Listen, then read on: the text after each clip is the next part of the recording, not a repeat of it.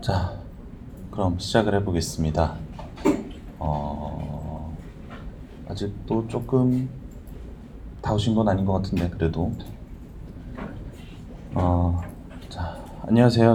저는 이제 리액트 네이티브 강의를 하게 된 김나람이라고 하고요. 우선 저기 진행하기 전에 오늘은 주로 개발 환경 세팅하는 부분 먼저 시작을 하고, 그런 다음에 앱 제작하는 것들 바로 실습을 좀 해볼 건데요. 근데 지금 일단 전체적으로 가지고 오신 장비들 확인을 조금 먼저 해보고서 좀 진행을 하도록 하겠습니다. 맥 가져오신 분 절반 좀 넘는 것 같고, 그러면 다른 분들은 윈도우 가지고 오신 분들인가요? 윈도우 가지고 오신 분 비슷비슷하네요. 혹시 맥이나 윈도우 말고 다른 환경 가지고 오신 분? 이번 회차는 없으시군요. 저번에는 계셨어요. 리눅스를 가지고 오신 분이. 일단 지금 이제 맥 쪽 사용하시는 분들 중에서, 맥 사용하시는 분들 중에 그 지금 엑스코드 설치 아직 안 되신 분,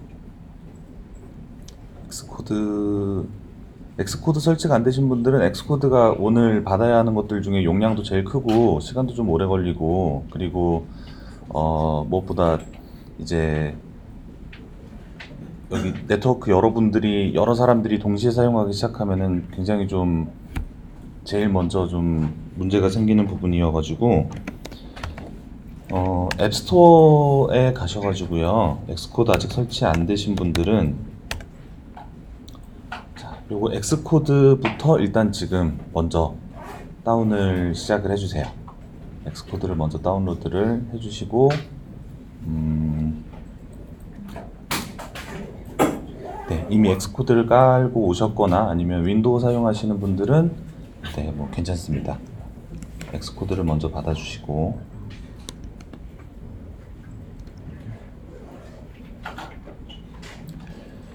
자, 그럼 엑스코드가 받아지는 동안에 우선은 리액트 네이티브 관련해 가지고 간략하게 소개 먼저 진행을 하도록 하겠습니다. 자, 일단은 지금 제가 이제 수업하면서 진행하는 프레젠테이션 자료, 그거 외에 작성하는 코드들, 뭐 기타 문서 같은 것들은 전부 다 정리해가지고 기터브 쪽에다가 올려드리고 있습니다. 그래서 기터브 저장소는 이따가 알려드릴 건데요. 그래가지고 지금 여기 진행하는 동안에 화면에 나오는 내용들은 나중에 다운받아서 보세요. 여기 있는 거를 옮겨 적는데 너무 그렇게 공을 안 들이셔도 괜찮습니다. 여기 있는 거를 다 옮겨 적으시는 것보다는 전체적인 흐름이나 맥락 같은 것들을 이해를 하시는 게 실제적으로는 도움이 더 될 거기 때문에, 화면에 있는 것들을 너무 옮겨 적으려고 애쓰지는 마세요. 자, 그래서 리액트 네이티브에 대해서 진행을 해보도록 하겠습니다. 자, 리액트 네이티브를 최근에는 그래도 리액트 네이티브를 굳이 이제 구구절절히 뭐 어떤 건지에 대해서 소개를 안 해도 많이들 알고 오시는 경우들도 있고, 예전보다는 많이 좋아진 것 같아요. 전에는 뭐 제가 프로젝트 같은 거를 진행을 하더라도 먼저 제안을 하는 게 아니라 리액트 네이티브를 제안을 해야 되는 상황이었으면은, 최근에는 아예 이제 딱 집어가지고 리액트 네이티브로 뭔가 작업을 해달라 뭐 이런 것들이 많이 오기도 하고, 그래도 일단은 저희는 이제 리액트 네이티브를 들어본 적은 있지만 구체적으로는 잘 모르시는 그런, 아무튼 그쪽 그런 분들에 좀 더 맞춰가지고 설명이랑을 진행을 해보도록 하겠습니다. 일단 저는 지금 뭐 개발을 하는 그런 개발사에서 일을 하고 있고요. 리액트랑 리액트 네이티브 작업을 최근에는 주로 많이 하고 있어서, 그래서 리액트 네이티브 쪽 뭐 강의랑도 진행을 하게 됐습니다. 뭐 저에 대해서 그렇게 궁금하진 않으시겠죠? 일단은 리액트 네이티브 그러니까 모바일 애플리케이션의 분류에 대해서 간단하게 좀 말씀을 드리고 넘어가 보도록 할게요. 네이티브 애플리케이션이라는 부분이 있습니다. 그 네이티브 애플리케이션, 그리고 하이브리드 애플리케이션, 뭐 크게 그렇게 두 가지를 가장 많이 들어보셨을 것 같아요.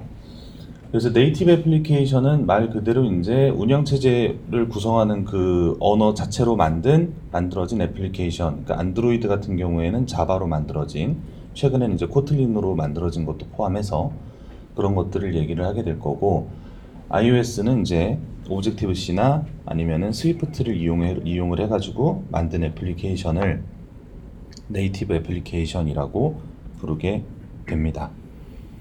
일단은 뭐 장점이라면은 뭐 아무래도 그 굉장히 높은 성능이 보장이 된다. 그러니까 뭐 네이티브를 쓴다 그래서 무조건 성능이 잘 나온다는 건 아니지만 낼 수 있는 최고치의 성능이 굉장히 이제 어 아주 높은 성능까지도 기대를 할 수가 있다. 그래서 뭐 굉장히 하드웨어 리소스를 많이 쓰는 그런 것들이 있죠. 뭐 3D 쪽 게임이라든가 뭐 아니면은 뭐 VR, AR 뭐 이런 종류 같은 경우에는 네이티브로 개발하는 쪽이 크게 장점이 있을 겁니다. 근데 이제 뭐 특정 플랫폼만 만드는 게 아니라 좀 범용으로 이제 안드로이드도 출시를 하고 iOS도 출시를 하고 싶다라고 하면은 당연히 이제 각각 언어로 만들어야 되는 뭐 그런 그 개발에 투입되는 리소스 자체가 많아진다라는 그런 단점들을 가지고 있습니다.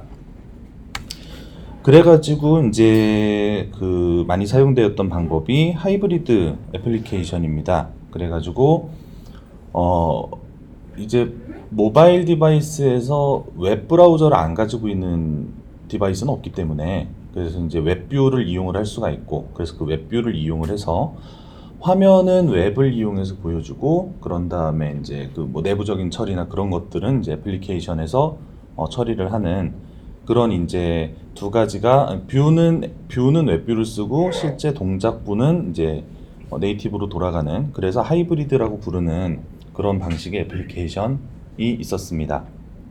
지금도 많이 만들어지고 있죠. 그래가지고 결국은 이제 그냥 웹사이트와의 가장 큰 차이점은 네이티브로 만들어진 앱 컨테이너가 있다는 거죠. 뭐 푸시 알림을 뭐 보내주는 것들을 한다든가, 아니면은 뭐 인앱 결제를 처리를 한다든가, 아니면은 뭐 일부 기능들, 뭐 일부 이제 뭐 내비게이션이나 뭐 그런 것들에 뭐 네이티브로 만들어진 기능들을 넣는다든가, 뭐 그런 식으로 이제 앱 컨테이너 쪽에서 네이티브에 대한 처리를 해주는 것이 이제 일반 웹사이트하고의 다른 점이 되겠는데, 근데 아무튼 이 방법은 이제 지금도 많이 사용이 되고 있고, 그래서 주로 이제 뭐 우리가 웹사이트가 있는데 웹사이트에 있는 그 웹 리소스들, 웹 기반의 그런 컴포넌트들을 좀 재사용을 하면서 앱을 개발을 하고 싶다라든가, 뭐 그런 경우에 이제 많이 선택을 하시는데, 근데 이제 그 웹뷰 쪽 같은 경우에는 웹뷰만 가지고서 무언가를 만들기에는 상대적으로 퍼포먼스가 좀 떨어지는 부분들이 있고, 그리고 네이티브랑 비교를 했을 때 좀 확연하게 차이가 나는 그런 부분들 때문에 그런 이제 물론 이제 최적화를 하면은 굉장히 뭐 비슷한 수준까지는 끌어올릴 수가 있는데, 근데 그 최적화를 그 정도 수준으로 끌어올리는 것들도 또 굉장한 리소스가 투입이 되는 거기 때문에, 아무튼 그런 부분들이 단점으로 생각을 할 수가 있겠습니다. 그래서 그 하이브리드 앱이라는 용어 자체가 되게 지금에는 뭐 굉장히 혼재돼 가지고 많이 사용이 되고 있는데, 그래서 뭐 이제 여기서도 이제 뭐 이쪽 업계에 종사를 하시는 분들 같은 경우에는 뭔가 뭐 회의를 하거나 기타 등등 이야기가 나오면은 하이브리드 앱에 대해서 얘기가 나올 때 뭔가, 그러니까 하이브리드는, 그러니까 한 번 만들어가지고 두 군데 양쪽에 배포할 수 있으면 그거 하이브리드 아니야라고 얘기를 하시는 분들도 있고, 뭐 굉장히 여러 가지로 좀 막 쓰이고 있는데, 근데 정확하게 이제 정의를 하자면은 이렇습니다. 모바일 웹사이트, 좀 더 구체적으로는 모바일 웹 뷰라고 해야 될 것 같은데요. 그러니까 화면은 웹 뷰를 사용을 하고, 이 뷰단은 웹뷰를 사용을 하는데, 실제적으로 그거를 이제 네이티브 앱이 감싸고 있는, 그러니까 그 두 가지가 같이 있어야 이제 하이브리드라고 이제 얘기를 할 수가 있는 거고요. 뭐 이제 아파치 코도바나 뭐 아이오닉 프레임워크라든가 뭐 그런 것들이 이제 대표적인 하이브리드 프레임워크가 되겠습니다. 자, 근데 이제 그래가지고 그런 것들 때문에 이제 크로스 플랫폼 네이티브 애플리케이션이라고 하는 것들이 이제 나오기 시작을 했습니다. 나온 지가 이제 좀 됐죠. 이제 이것도 이 나름대로의 영역을 공고히 하고 있는 중이기 때문에. 자, 그래서 이제 실제적으로 작성 자체는 그 네이티브 언어로 하는 것은 아니지만, 근데 최종적으로는 네이티브로 변환돼서 동작을 하는, 그러니까 최종 산출물은 네이티브지만 작업 자체는 그 해당 네이티브로 작업을 하지 않는. 근데 이제 그거는 목적이 명확하죠. 그러니까 그 두 벌 이제 소스를 두 벌 작성하지 않고, 예를 들면 뭐 C샵으로 작성을 했는데 그거를 iOS, 안드로이드 동시 빌드를 한다든가, 자바스크립트로 작성을 한 다음에 iOS, 안드로이드 동시 빌드를 한다든가, 뭐 그런 것들을 얘기를 하게 되는데요. 그래가지고 크로스 플랫폼이라는 말을 붙이죠. 그래서 크로스 플랫폼으로 작성되는 네이티브 애플리케이션이라는 범위가 있습니다. 그래서 이제 리액트 네이티브와 뭐 유니티, 자마린, 플러터 이런 것들이 대표적인 크로스 플랫폼 네이티브 애플리케이션이라고 할 수 있겠습니다. 자, 그래가지고 아무튼 이거는 뭔가 생산성을 높이기 위해서 선택을 하는 경우가 굉장히 많죠. 그러니까 뭐 예를 들어 뭐 이게 앱이 이제 아까 말씀드렸던 굉장히 높은 퍼포먼스를 내야 되는 뭐 그런 것들이 아닌 경우에, 그래가지고 이거 이제 자기가 이제 생산성 좋은 언어를 가지고서 빠르게 개발을 해가지고 뭐 배포를 하고 뭐 그런 것들을 할 수 있는 것들이 장점이 되고요. 근데 이제 결국은 근데 거의 대부분의 애플리케이션들은 네이티브 기능들이 다 조금씩은 쓰이게 있습니다. 뭐 푸시 알림 같은 것들도 그렇고, 그래서 그런 부분들을 좀 쉽게 연동이 되게끔 돼 있지만, 근데 뭔가 그거 외에 네이티브 모듈을 연동해야 되는 것들이 점점 많아진다. 뭐 그런 경우에는 오히려 네이티브 모듈 작업을 너무 많이 하게 되면은 그냥 각각 따로따로 만드는 게 더 낫지, 그거를 이제 굳이 뭐 특정 플랫폼에 대한 뭐 애정이 넘친다든가 뭐 그런 이유로 굳이 선택을 하실 필요는 없는 그런 경우들도 생기게 됩니다. 근데 이제 아무튼 이 부분은 뭐 그러니까 저희가 일을 하면서도 뭐 숱하게 많이 이제 겪는 질문들과 뭐 이제 이거 관련해 가지고 뭐 정확하게 이게 뭐 분류가 어느 쪽으로 되는 거야 뭐 그런 질문들을 평소에도 많이 받게 되는데, 근데 그거는 서구권 개발자들도 어차피 똑같은가 봐요. 그래서 검색을 해보면은 아예 그 질문 답변 사이트에 이게 이제 그 대표 질문 그리고 대표 답변으로 올라와 있는 것 중에 이런 질문도 올라와 있어요. 이걸로 구글링 해보시면은 아예 위에 카드로 이렇게 뜨는 게 나올 거예요. 그래가지고 리액트 네이티브는 네이티브냐 하이브리드냐 라는 거에 대한 질문이 있습니다. 굉장히 많이 올라오는 것 같아요. 근데 거기에 대해서 답변은 네이티브도 하이브리드도 아니다. 그러니까 이게 이제 지금은 이제 크로스 플랫폼 네이티브라는 용어가 뭐 완전히 정착된 건 아니지만 이제 그런 식으로 부르는 영역들이 이제 생기고 있는데, 근데 그 이전에는 앱의 분류가 네이티브, 하이브리드 이렇게 두 가지 있을 때 뭐 그 질문이 제일 많이 나왔었고 아직까지도 많이 나오고 있지만, 아무튼 그러니까 네이티브, 하이브리드 그 두 가지 분류로만 나누자면 어느 쪽에도 들어가지 않지만, 아무튼 최종적으로 나오는 산출물은 실제적인 모바일 앱, 네이티브로 동작하는 그런 모바일 앱이다라는 그런 답변이 올라와 있습니다. 그래서 저 질문 답변 사이트에 검색하면 제일 위에 나오는 그런 질문 답변이고요. 공식 사이트에도 써 있어요. 공식 사이트에도 이게 모바일 웹 앱이나 HTML5 앱이나 하이브리드 앱을 만드는 기술은 아니다.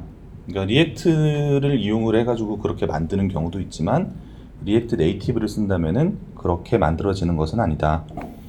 근데 이제 오브젝티브 C나 아니면은 자바를 이용해서 만든 거하고 구별할 수 없는 그런 실제적인 그런 모바일 앱을 만들 수 있는 그런 기술이다라고 이제 공식 사이트에는 나와 있습니다. 공식 사이트에도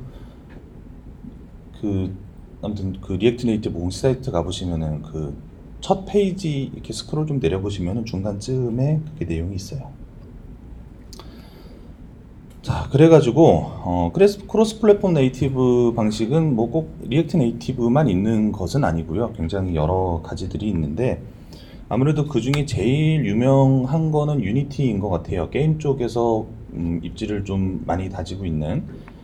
그래서 이제 유니티 같은 경우에는 뭐 C샵 기반으로 개발을 하고요. 자바스크립트로도 되지만은 실제 자바스크립트로 개발하시는 분들이 거의 없고 C샵으로 작성이 되고 유니티 에디터 때문에 쓰는 이유가 좀 크기는 하죠. 그래서 이제 그거를 이용을 해가지고 유니티를 가지고서 뭔가 그 3D 기반의 그런 툴들을 3D 기반의 무언가를 만든다라고 하면은 유니티로 작성을 해서 iOS, 안드로이드 동시 배포를 하는 그런 경우들이 많이 있고요.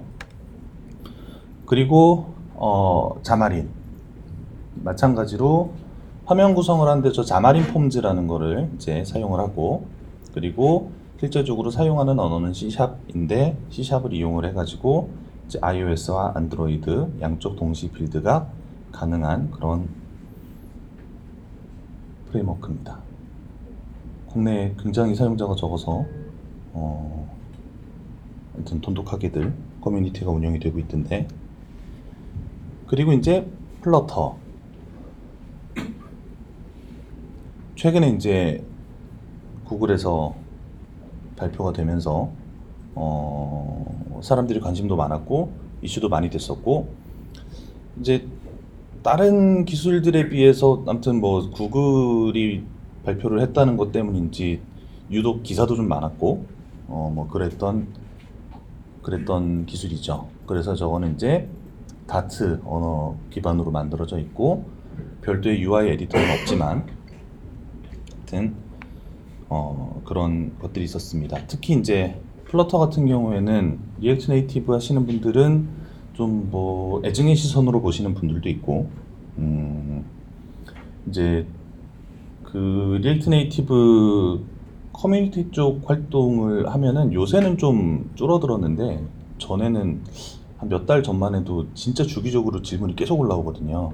플러터 나오면 리액트 네이티브 망한다는데 정말인가요? 라는 질문을 굳이 리액트 네이티브 커뮤니티 쪽에 올리실 필요는 없을 것 같은데 그런 걸 올리셔가지고 그러면 이제 이제는 좀 초연하게 이제 웃으면서 댓글을 다시는 분들도 있는데 여전히 이제 좀 화가 많으신 분들은 이제 막 싸움이 나고 그렇죠. 아무튼 그렇습니다.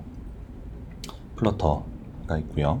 그리고 그 중에 이제 저희가 다루게 될 것은 리액트 네이티브입니다.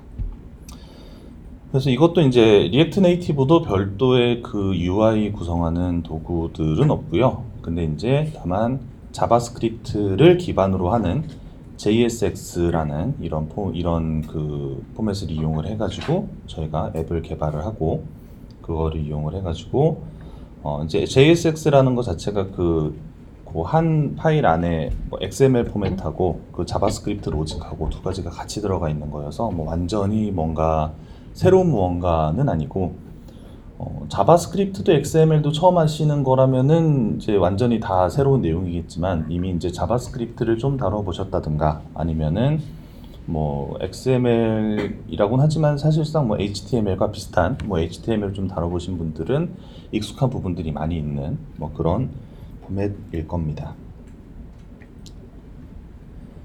자, 그래서 JSX에 대한 얘기가 나오는데요. JSX는 이제 자바스크립트하고 XML하고 같이 사용이 됐다라고 해가지고 JSX라고 불리고 그리고 이제 지금 작성하는 것들은 전부 ECMA 스크립트 6 표준의 그런 자바스크립트를 사용을 해가지고 작성을 하게 됩니다. 그래가지고 자바스크립트를 해본 적은 있는데 내가 좀 예전 자바스크립트만 해봤다. ES6는 내가 잘 모르는데 라고 생각을 하시는 분들한테는 몇몇 가지 새로운 요소들이 있을 거예요. 근데 아무튼 뭐 그 표준이라는 거는 대부분 신규 표준이 나왔을 때 기존 내용들을 이제 포함하는 형태로 만들어지기 때문에 뭐 완전히 막 낯설고 새로운 것들이 나오진 않을 거고요. 그리고 이제 그 JSX 안에 스타일 시트 같은 것들을 포함을 하고 뭐 그런 여러 가지 이제 그 뷰가 있고 로직이 있으면 거기에 디자인이 스타일이 입혀져야 되니까 그런 것들이 이제 파일 안에 포함이 되게 됩니다. 근데 이제 여기에서 리액트 네이티브에서는 그러니까 그 스타일 시트가 그 웹에서 쓰던 CSS하고 문법 자체는 굉장히 비슷한데 근데 실제적으로 그 웹의 CSS를 그대로 갖다 쓸 수는 없고요. 그대로 가져다가 쓸 수는 없고 뭐 스타일링에 대한 부분들은 저희가 따로 파트를 할당을 해가지고 진행을 따로 할 겁니다. 대략 이런 식으로 만들어져 이런 식으로 생겼습니다. 그래가지고 전반적으로 보면은 XML하고 비슷한 XML의 이제 규칙들 이게 이제 저 꺽쇠를 이용을 해가지고 태그로 표현이 되고요. 그리고 항상 열리는 태그랑 닫히는 태그가 쌍으로 구성이 되고요.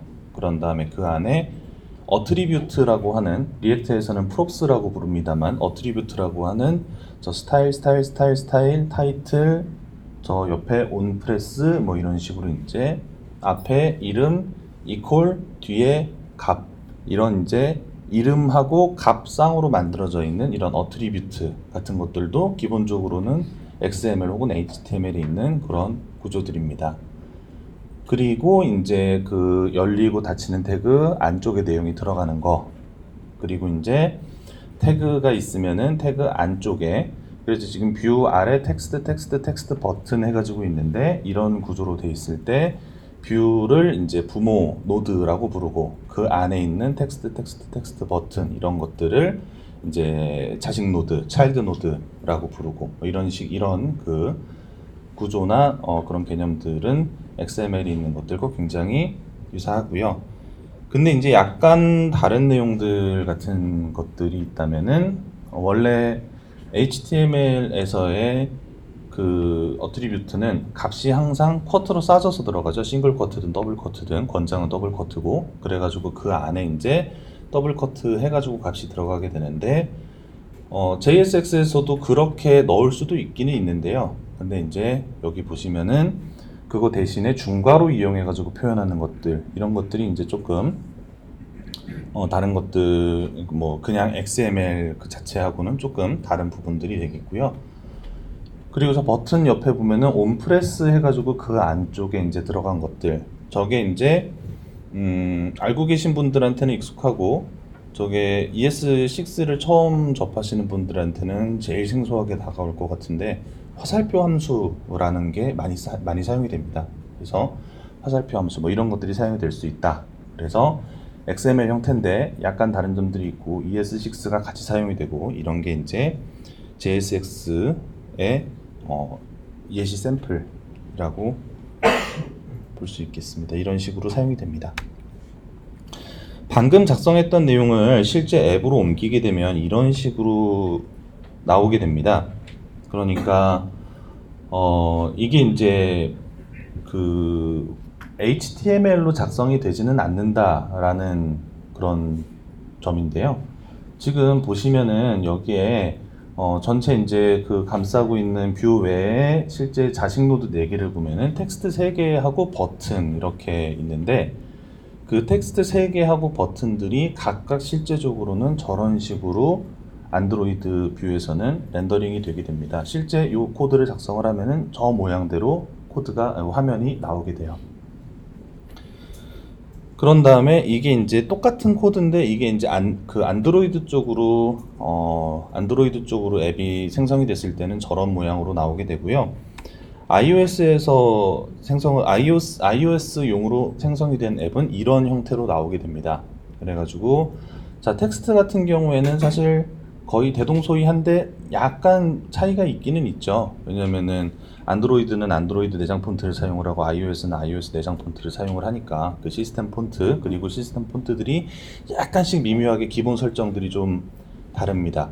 뭐 이렇게 뭐 미묘하게 이제 글씨들 뭐 크기라든가 뭐 행간이라든가 뭐 그런 조금씩 차이가 나는 부분들이 있는데 아무튼 대동소이하게 저런 식으로 되고 가장 차이가 많이 나는 건 아래에 있는 버튼이죠. 저게 이제 그 iOS 최신에서 기본 버튼 UI잖아요. 그래가지고 저게 이제 앱에 적용된 것들은 많이 보이지는 않지만 주로 애플 공식 앱들은 이제 버튼이 저런 형태로 버튼이 되어 있는 것들이 되게 많이 있죠.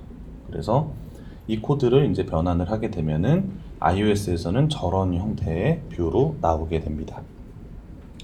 아무튼 저희는 한 번에 코드를 작성을 하고서 양쪽에 있는 그 네이티브 컴포넌트들을 이용을 해서 저런 식으로 보이게끔 앱을 만들어 줄 수가 있고요.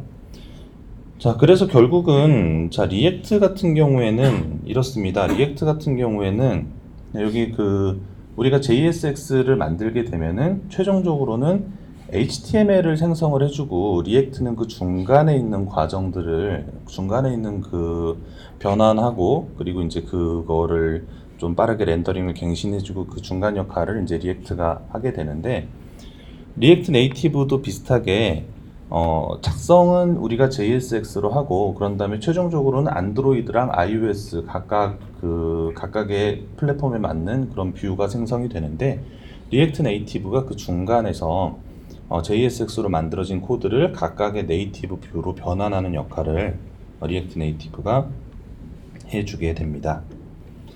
자, 그래서 결국은 JSX라는 어떤 그 포맷을 가지고서 이거를 작성을 했을 때 그거를 실제 뷰로 만들어주는 그런 그 변환에 대한 부분들이 항상 리액트의 그 핵심적인 부분인데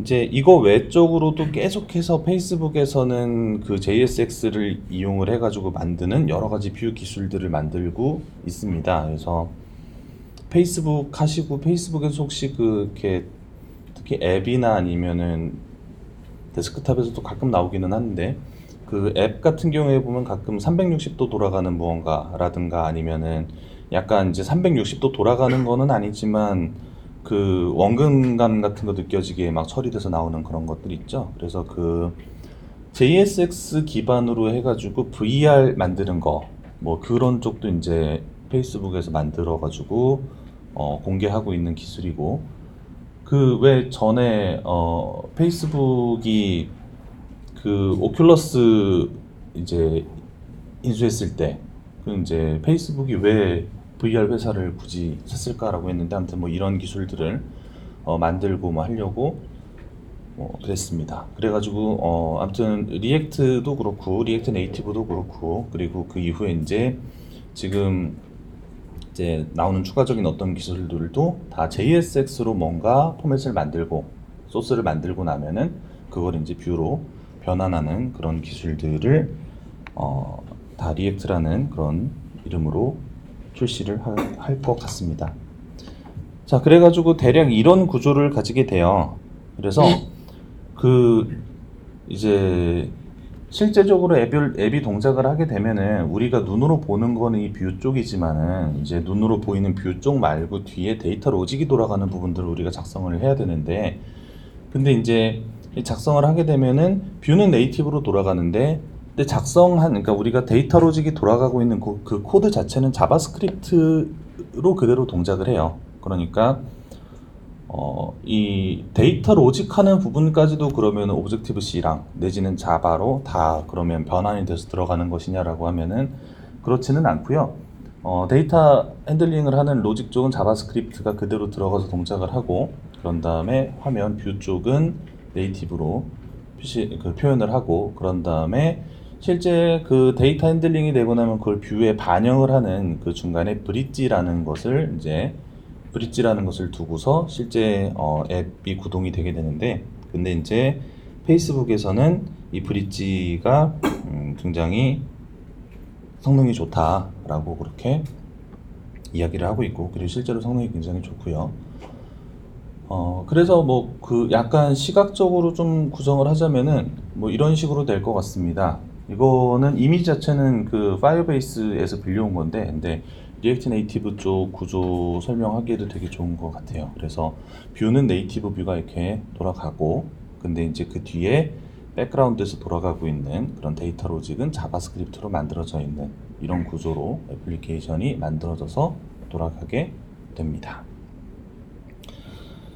자, 그래서 정리해보면은 결국 저희가 가장 많이 하게 되는, 저희가 주로 다루게 될 부분들은 일단은 자바스크립트가 될 거예요. 그래서 리액트 네이티브로 작업을 할 때에도 자바스크립트에 대한 부분들을 많이 이제 다루게 될 거고, 그래서 자바스크립트를 저희가 요 제한된 시간 안에 자바스크립트에 대한 부분들을 많이 다룰 수는 없습니다. 그 부분들을 다루다 보면은 시간이 좀 많이 부족할 거고, 그래서 자바스크립트를 많이 다루지는 않지만, 근데 그래도 몇몇 가지 좀 새로운 부분들, 그리고 몇몇 가지 이제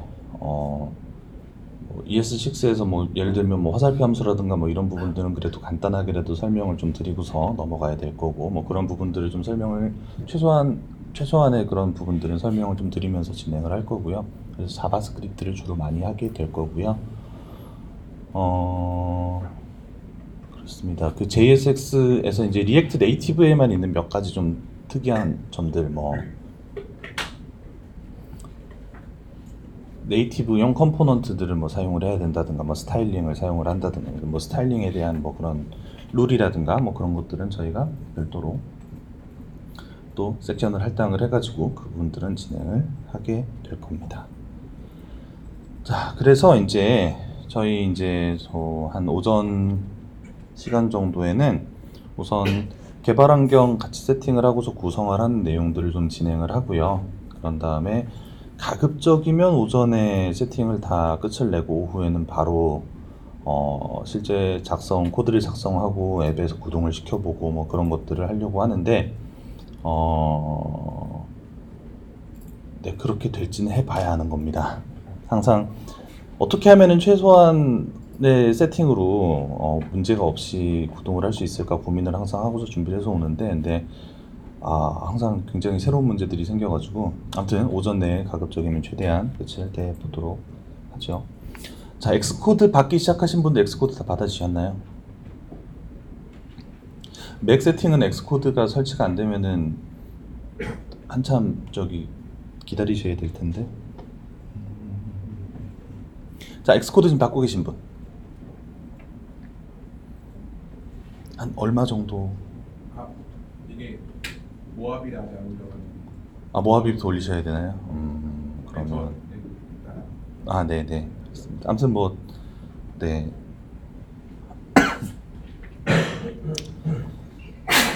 자, 그러면 일단 저희가 지금 세팅을 하기 시작을 하면 중간에 끊기가 좀 어렵거든요. 그래서 저희가 한 5분만 좀 쉬는 시간을 미리 가지고 50분에 바로 세팅하는 거 시작해 보도록 하겠습니다.